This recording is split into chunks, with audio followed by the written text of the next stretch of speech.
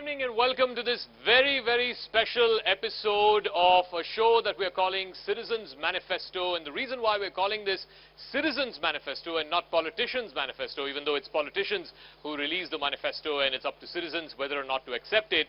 The reason why we're calling this Citizens Manifesto is because this is truly about the citizen. This is a one-of-a-kind show where we're cutting out the politics and we're cutting out the politicians. We are directly speaking to the citizens.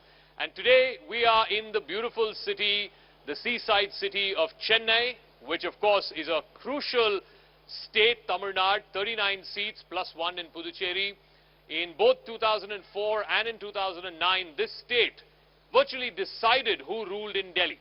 But in 2014 and in 19, with the Modi wave, the importance, at least the relative importance of Tamil Nadu has come down.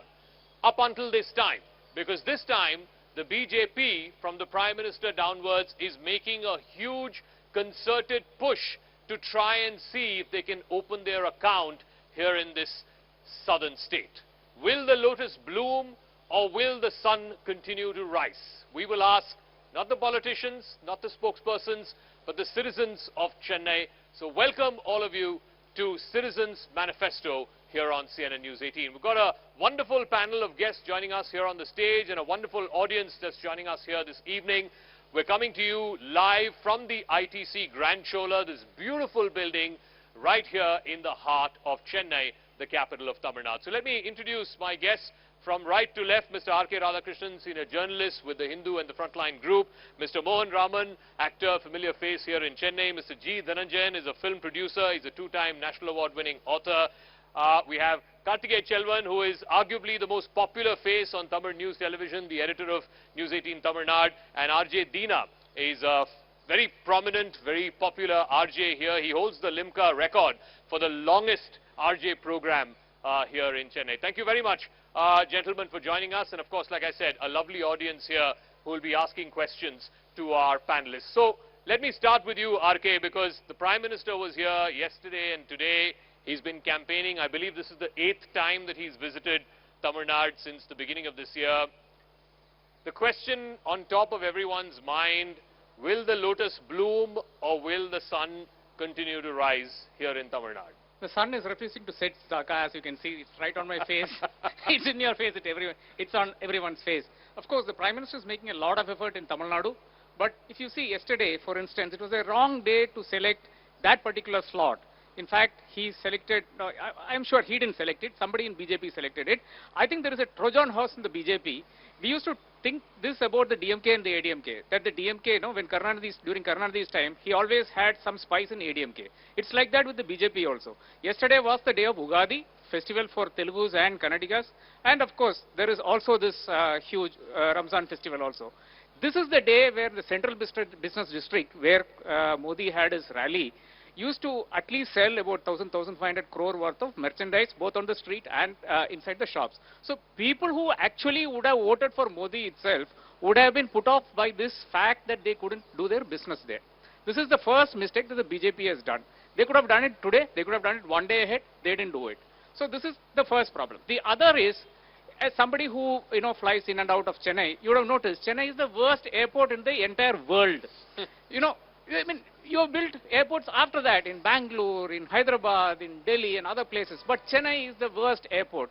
Why is that? I mean, this is the one question that a lot of us middle class, upper middle class people and middle class people keep asking. But they built a new terminal. I think it's called Terminal 4 or something. I've not traveled in and out of there, but I'm sure you have.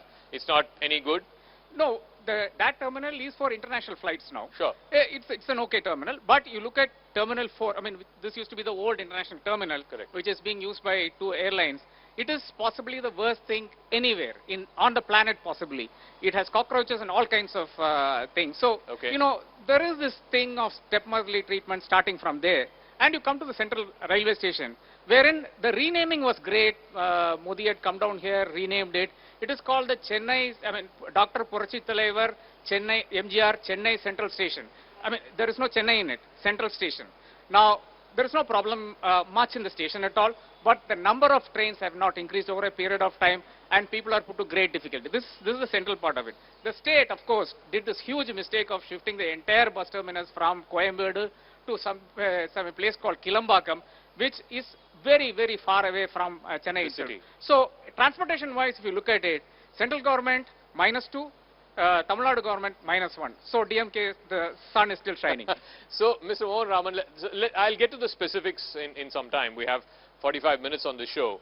But the broad picture that's being told, at least the media seems to have this impression that, you know, for the last 40, 50 years, the politics of the state has oscillated between DMK on the one side, ADMK on the other side, and that this is the perfect time for a third alternative.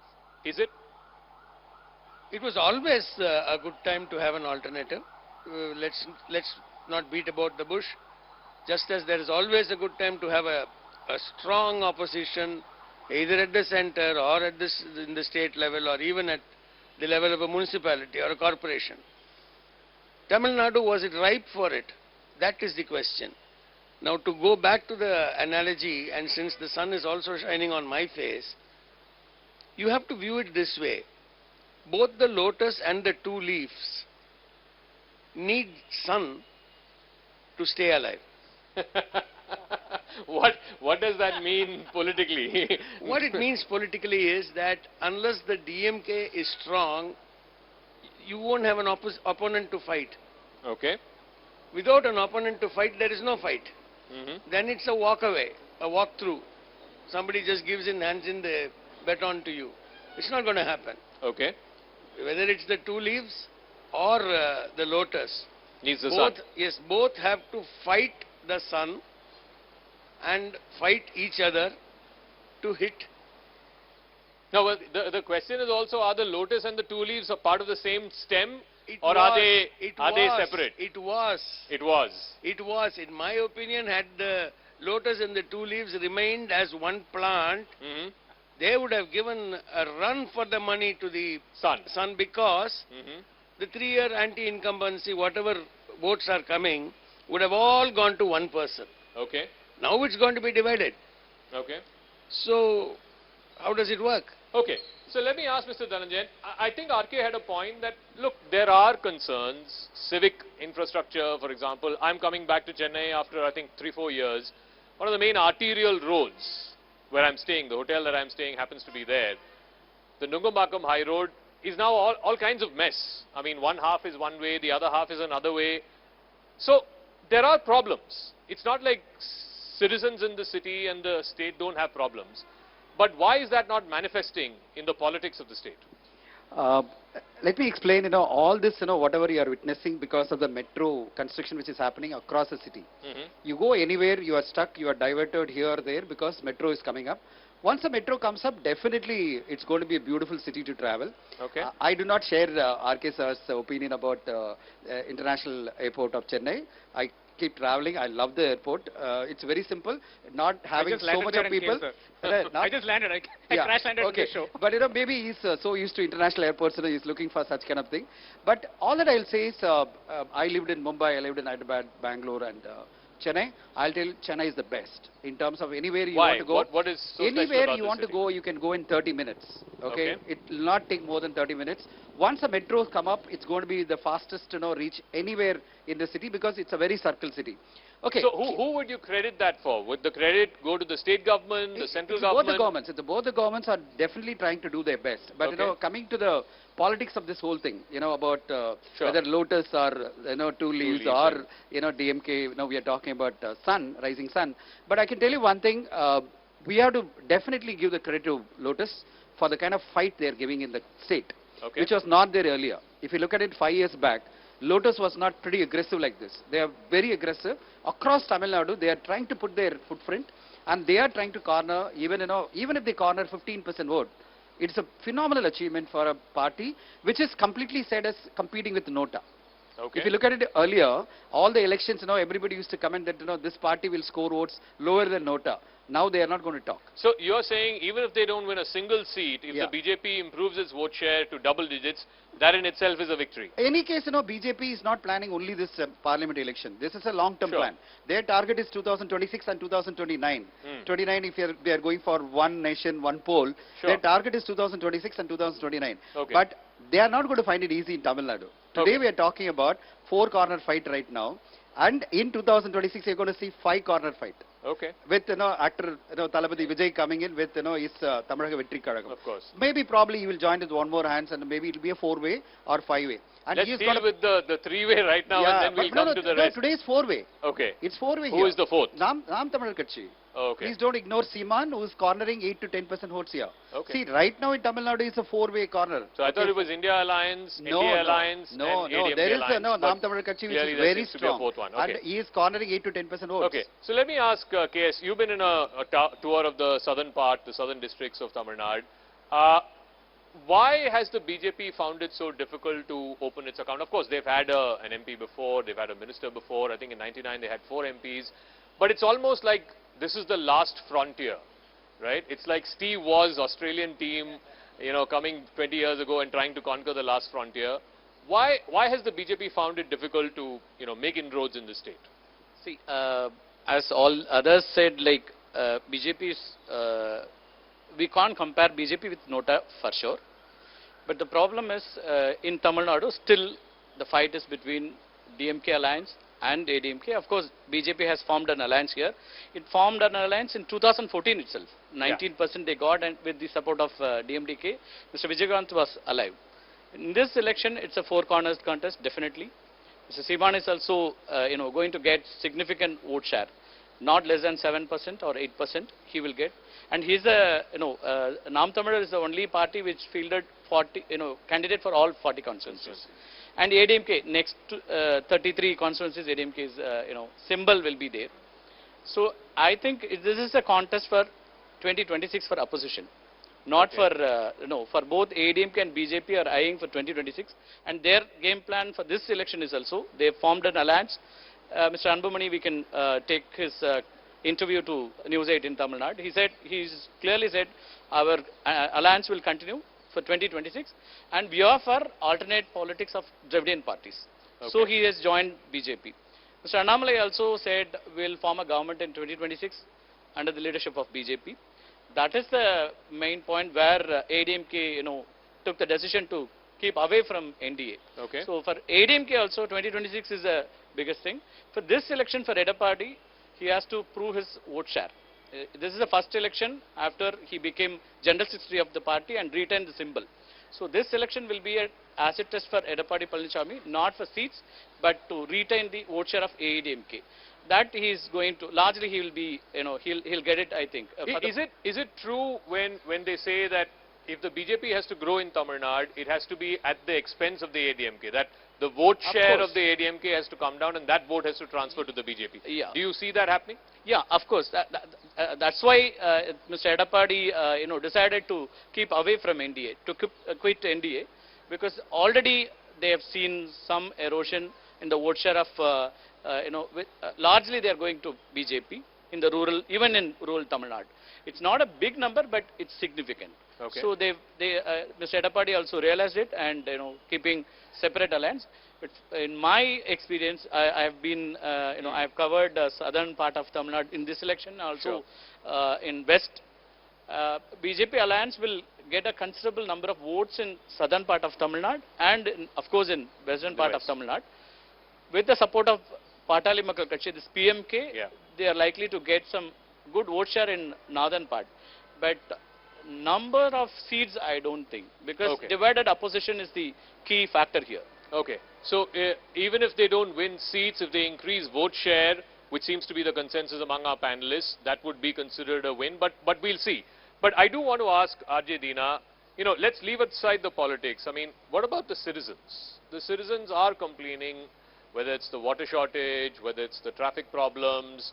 I know the government can't control the weather, but, that aside, the point is that have people's lives improved in the last 5 years or 10 years or even the last 15, 20 years? Because that's the question that's being asked, and the BJP is trying to pitch itself as, oh, look at what we're doing in Uttar Pradesh, look at what we're doing in other states, wherever we have a government, the lot of the citizens has improved, whereas in other opposition-ruled states it has not. Is there any truth to that? So I don't know how to say it, actually. Every 4 or 5 years we face the flood. Yeah. We struggle a lot. Correct. And we always think about, short-term solutions. We are not thinking about the long-term solutions. So we need to have the visionaries who can think about the public, and the common citizens are going to vote for them. And they have to think about their work. So how I'm going to improve my citizens' lifestyle, how I can uplift them. They're not thinking about that actually. That is the issue. And see, now you see a lot of chaos is happening in the Chennai or around the Chennai or Greater Chennai. Because of the metro work, a lot of infrastructure work is going on. So we are all struggling. We are going through a lot of everyday chaos. But are people not angry about it? Are people not saying, okay, metro will come in 25 or 26 or 27, whenever it will come, but I have to put up with this every day, every morning to office and back? See, our angry also only short time only. So you only the momentary. You suddenly you go put one post on the social media, then next day you start doing your own work. You never bother about what is happening. It is like in these elections also. I think it's like IPL match. No, once IPL gets over, no one thinks about which team they played, which team they won. Okay. It's like whichever the party comes, people are thinking that no, any party comes to the power, they are going to do something for the citizens of this country. The manifestos, whatever they show, right? No, it's all momentary, I believe so, because to attract the voters. If really they are the visionaries, they have to think about what for the people who voted for me, and what I have to do. If they think genuinely, like probably the tax money, what they collect, they have to put it back to the society. Okay. But still we are doing the same thing. The vehicles have increased, roads have broadened up, but people's life remains same. That is what I say. There is a tax issue which I'll come to. I mean, there is a familiar narrative here that the amount of tax that's collected from either this state or other southern states, a due share is not being given back to them. But I'll come to that in 1 second. We have our lovely audience here, so I want to ask some questions from the audience. Purnima is our Chennai reporter. She interviewed the Chief Minister yesterday. You have a question to our panelists on what is going to be the #1 issue in this election? You know, so the BJP has set a lot of narratives for this election. One is Kachativa, one is calling the DMK anti-Hindu, and the Sanatana Dharma remarks. Do you think that will actually backfire for the BJP? Not really. See, the problem in Tamil Nadu happens to be livelihood issues, is money coming here. I mean, there is an extremely politically aware, section of the people here. And it is not just 20% of the population or 30% of the population. It's nearly 70% of the population. So that is the critical issue here. So if you do not deliver, like for instance, you make a promise, you come here, you lay a foundation stone for the All India Institute of Medical Sciences and go back, and work doesn't happen for 6 years or 7 years, only a perimeter wall is raised, that will always remain in the minds of the people. In 2021 election, this was an issue. Udaynidhi went around taking this one brick and saying that Modi didn't deliver on his promise. Stuff like that has become an issue. Kachativa, again, Kachativa was a wrong issue to go after. Somebody, misled the PM. The brief was wrong. Kachativa and the fishermen's issue are not related. Most people in Tamil Nadu know this. Unfortunately for the BJP, the fishermen also know this. Now, that was a wrong issue to go after. Kachativa, taking back Kachativa is a sovereignty issue. That's a different thing altogether. But conflating that with the fishermen's issue hasn't really worked. Again, Sanatan, that also does not work in Tamil Nadu because of the kind of, see, they're taking some clip from, say, A. Raja or, Kanimoni or Udaynidhi and talking about it. Now, people in Tamil Nadu realize that there's a larger context to all these speeches. It was a Sanatan conference where Udaynidhi was speaking. Of course, he can be hauled up for that. Of course, he can be asked questions for that. He can be put into great discomfort. But barring that, it does not, translate into an electoral issue in Tamil Nadu because here it is the bread and butter issues which will work, the development that you deliver which will work, other things will not work. Okay, I'll come to that in 1 second, but I want to speak about this Kachativa issue because today even the PM referred to it, I think probably the 3rd or 4th time that he's talking about it. Now, RK has a point where he says Kachativa is a separate issue, and the fishermen's and their fishing rights is a separate issue. The fact that fishermen are regularly detained, shot at, that is a very real issue for that community and in fact probably across the state. But to link those two, was that a mistake or, is it going to play out in ways that probably RK and I can't see? No, I would agree with RK when he says that the political awareness of the population is pretty good. I wouldn't know the percentage. He's been out in the field. So anybody who's been there knows, as far as the fishermen getting arrested Yeah. by the Sri Lankan government, has been happening not now, Yeah, for a long time. for a long time. Yeah. So nobody, irrespective of who it was at the center or the state, whether they were in tune or out of tune, whatever it is, could do anything, because it is the Sri Lankan government which is coming and doing the damn thing. No, but why isn't any government able to stop it, whether it's at the state or at the center? They for have the last 30 arrested years? you and gone. Okay. So what can you do after that? After that you can only go and plead and say, boss, don't do anything, leave them. No, but India is a big country. It's the 5th largest economy. Sri The Lanka option is a is small then neighbor. invade. You can't do that. Nobody Okay. can do that. So the point is, people are equally aware of the fact that neither the lotus, nor the hand, nor the sun, nor the moon, nobody Is able to has solve. done to leave. Nobody has been able to solve this issue. So, when he said development is one factor, and he said Sanatanam is not an important factor, I beg to disagree there. Okay. A large number of people who are otherwise who would not have gone and voted, people in their 75, 80, 85 are hurt By the comments. by the comments. Okay. So they will go and put their vote at least against The a comments that party have which been has made Okay. such comments. Okay. Who will it go to? I don't know. Sure. But the fact is, yes, it hurts. If he says it won't affect electorally, maybe not in the overall Sure. large space, but I have spoken to a lot of people, including people like cab drivers and all that. They are irritated. Sir, no, all said and done, they shouldn't have said this about our God or our whatever. Okay. And it was not a Sanatanam conference. The conference was about eradicating Sanatana. Yeah. It was not eradicating caste system. I would have agreed with that conference. I would have probably gone and spoken. It was eradicating Sanatana and equating Sanatana to the caste system. Okay. The caste system is probably a subset of Sure. or an outcome of Sanatana. Okay. But it is, so you can't, it's like saying I'll throw the baby with the bath water. So there, a lot of people are aware of this little Distinction. difference, yes.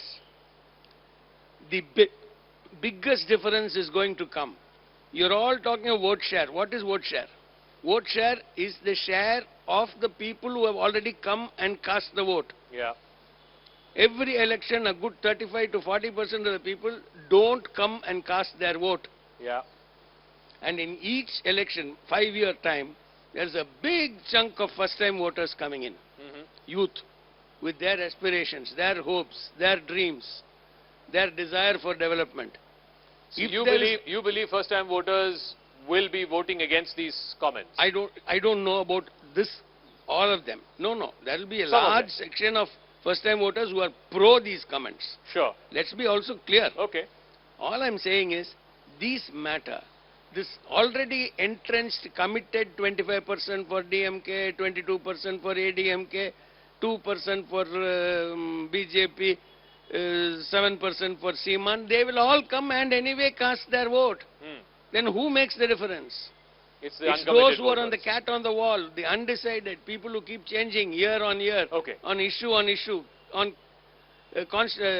candidate versus each candidate. So, therefore, what is important is this. And here I would like to go back to Mr. Dhananjayan's comment that 2026 somebody is going to clear the pitch. Okay. The entire youth vote, the entire first-time voters, all of them will go behind my friend Vijay. You think so? Yes. He But has, the he has recent the history charisma. of actors turning politicians has not been particularly encouraging. No, it has been. Vijay Kant, what a performance he gave in his first So he time. won, I think, about 8% votes in the first election. How many that he- seats in MLA? I think 4. I don't know. I don't know the exact numbers. Maybe And 3 then or 4. went on to get 25. 29. 29. With support of AD. But that was in alliance Yeah, with the but ADMK. you come, once course. you come and then show your strength Okay. and say, I have 10%. No, Mr. Kamal Hassan launched last election. He's not Mr. made Kamal much Hassan of an didn't do impact. it. He didn't translate it. Yeah. He went off. So, I'm not questioning the wisdom of Mr. Kamal Hassan. He's done it for reasons Okay. best known to him. Okay. But Vijay is going to clear the pitch. in 2026. Okay. So let me ask Mr. Dhananjayan, on the Sanatan comments, do you agree with what Mr. Mohan Ram said, or do you agree with what RK said? Do these comments have any reflection on the ground? Are people angry about it, or they don't care? Absolutely, they don't care. They don't care. Like Dina rightly said, see, people of Tamil Nadu are more about what kind of welfare you're going to give me, what kind of support you're going to give me. Today, if you look at it, DMK has done a phenomenal job in terms of, giving 1.15 crore families 1,000 rupees to the families per month. No other government, state government can do that. Well, the BJP calls it freebies. No, whatever you call it, BJP, a lot of state governments have promised the same thing in their manifesto. Look at it, from then onwards to the families 5,000 rupees, then giving breakfast to the students, which has brought in lots and lots of students to the, school, which was not happening earlier. In fact, a lot of international countries are looking at, like Canada to various countries are looking at how, the young children are able to bring to the class by giving them morning breakfast. From then onwards to so many welfare schemes. Tamil Nadu, historically, I'm talking about from 1960s, when Kamarajuru was started as a CM, he very clearly said that education is the only way you can bring in change in this country, in the state. And that can be brought in only by giving them, midday meals. Basically, like students are not coming to the school because they are not getting food. So he ensured that midday meals are started, then industrialization started in Trichy and all the belts. So he said simultaneously, one side you take care of the people through welfare, other side you develop the state. So that is the way DMK government is doing it. So but crores of people. On this whole Sanatan issue, and I really want to know the bottom of this. This is avowedly a very religious, deeply religious state. I mean, there are probably more temples in Tamil Nadu than there are in UP and Bihar.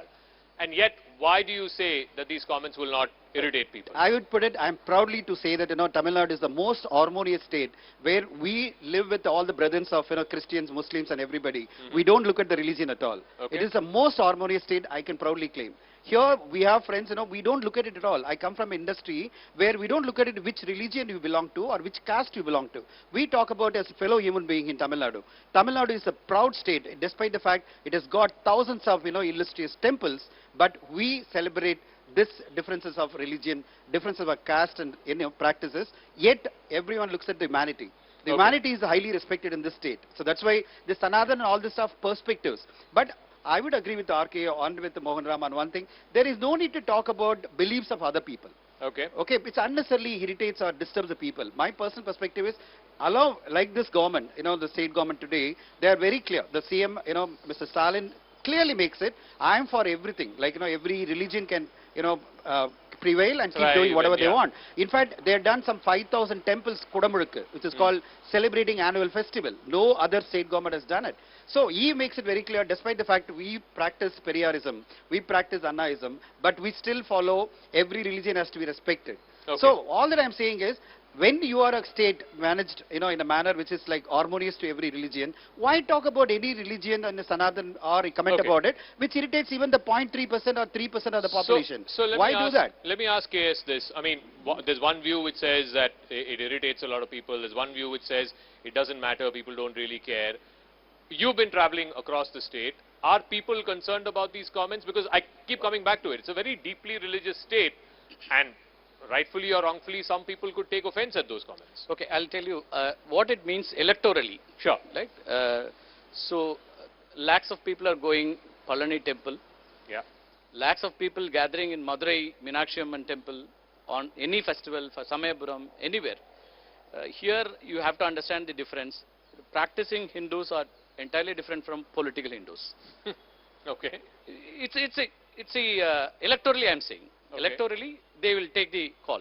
No, what is the difference for our viewers who are watching across the country? A practicing Hindu versus a political Hindu? You are using any religion for politics, then it is different from practicing any religion. People are able to see through that. That's because Tamil Nadu is much aware of, Tamil Nadu audience and people are much Voters. more, their exposure is entirely different than the rest of the country. That I can surely tell you. I'll tell you, electorally, you have asked about Kachativu. Yeah. See, in 2009, there was a final phase of war in Sri Lanka. All the political parties in Tamil Nadu raised this issue as a main key issue in the 2009 Lok Sabha elections. But DMK Congress combination alliance won the majority seat, I think 28 or 27 seats. So Sri Lankan Tamil issue is an emotional issue and it attached with everyone, but it is not an electoral issue. It never be. So people don't But vote what about on the these fishermen? things. The fishermen is... Fishermen is again, people will be, their concern is with fishermen, their concern is with all. But this Kachitiv is not a new issue in Tamil Nadu. Of course. It has been discussed in many elections, many times in many stages. It's not a new issue in Tamil Nadu. Sure. That is one thing. I don't know whether this narrative will work for Tamil Nadu. Okay. Because it has been dealt in many times, it was discussed in State Assembly, it was discussed in many political forums, many elections. Again, I'm saying, these are all maybe useful for creating a perception, not the vote bank. I think you have a question here. Yeah, go ahead. Vijay வந்து change பண்ணுவாரா Tamil Nadu? I think. See, any state, it's going to be very challenging to change overnight. Okay, unless there is a collaboration from the central government. I can see that in the recent interview, one of the MPs from Congress said from Tamil Nadu, he said he could not fulfill the promises he made because he is from opposition and he couldn't get any of the benefits from the central government. Okay. Today the central government looks at anybody from opposition, any state government or anyone who won from the opposition party, they don't sanction all their schemes, they don't sanction to the state government. State government is giving a narrative very clearly, they are not given for the floods or they are not given any money for the support. So basically, whether either Talapati Vijay or anybody comes in, unless you are actually having a collaborative operation with the central government, in some way, collaborative operation, I'm talking about, there is some understanding, tactical understanding or, maybe seat sharing, maybe whatever it is. Unless, you got a very collaborative central government with you, they are willing to support you, they are willing to travel with you, you are not going to see any change in the state. The state is going to continue to suffer. We are not going to get sanctions. We are not going to get support. And we'll be continue to fight in in politics. Since we have an actor in our midst, I just want to complete on one particular Quickly, thing please, about the money bribe. Yeah. I'm talking about, I've been speaking to a lot of voters. I just want to tell you, they're saying very categorically, everyone who's contesting is a crorepati. Their assets are declared 100 crore, 200 crore, made out of politics. Okay. Let him pay back the money. You know what they say? In fact, they're all against this one nation, one poll because they want more polls, regular so polls. more money. No, they say that only when the polling happens, I'll be paid money. Assembly election, parliament election, by-election, if it keeps coming in, I'll be paid because I'm not taking care. Okay. Most of the people have that opinion. Only during the election I get some money. Why are you stopping that? You made a lot of money out of the politics. You made being an MP or MLA, you made a lot of money. Give me the money. Pay back the money. They're claiming as a right. So, no, I want to come back to the actor's question because you're the only actor in this panel. You're an actor also. No, but my point is, there was a time when cinema and politics were intrinsically linked in this state, from Karunanidhi, Jayalalitha, MGR, all of that, to the actors in the last 10, 20 years, whether it's a Vijaykant, a Kamal Haasan, and now even a Vijay. Why are they not seeing the same kind of heady electoral success that the previous generation saw? The previous generation's films ran for 25 weeks. Silver Jubilee. They were the only available source of entertainment for the public. There was no IPL. Indian team hadn't won the World Cup. There were no other heroes around. The youth wasn't that tech savvy to carry their entertainment here. Now boys, youngsters and girls are watching Korean movies, they're watching Japanese movies. So the alternates are there, which is why none of these people are able to make that level of an impact which an MGR did or an NTR did. Yeah. After that, everything has been only downsized. Sure. The question he asked is, will Vijay be able to change Tamil Nadu? I don't know if he will change Tamil Nadu, but I certainly know he will promise to change Tamil Nadu, and that promise may work well with first-time voters, youngsters, and so on and so forth, and people searching for an alternate from the existing group of people. Okay. So let me come to the concluding part of the show. We've got another 5, I have 7, one 5, comment. Quickly, please. For the first time in so many years, during the last floods, it didn't happen in 2015, last floods, there was 9 inches of water inside my house.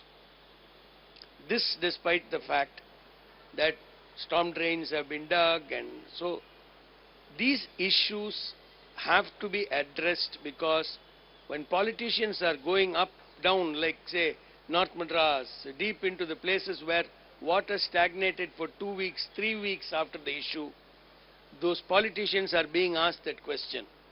Okay. Where were you? Why did this happen? You promised me a clean. So whenever anybody comes, whether it's Mr. Vijay or anybody else, they can't just promise and get out, which is why I think a promise like breakfast in schools and 1,000 rupees to a lady, these things work because these can be delivered and the ladies know I've got it. This is a brilliant scheme, a strategy by the DMK, which the BJP have and the opposition have not caught on. They are catching on to the wrong issues. Kachativu is, yes, a big thing, but it's not an issue. It need not be spoken about. It's not an electoral issue. Sanatan is important, but as he said, maybe for 3 to 5% of the hardcore religious people. So that is not an issue. But can I watch something in the OTT? Instead of watching OTT, better you go and do your vote. Your vote. Okay, we'll leave it at that. I think that's a nice note to end this show on, and that's the emphasis of the Citizens Manifesto.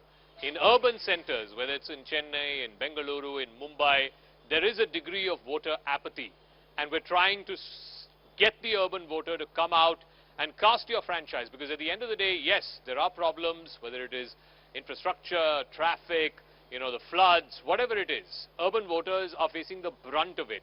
And if you want to register your anger or protest or simply exercise your franchise, you've got to show up.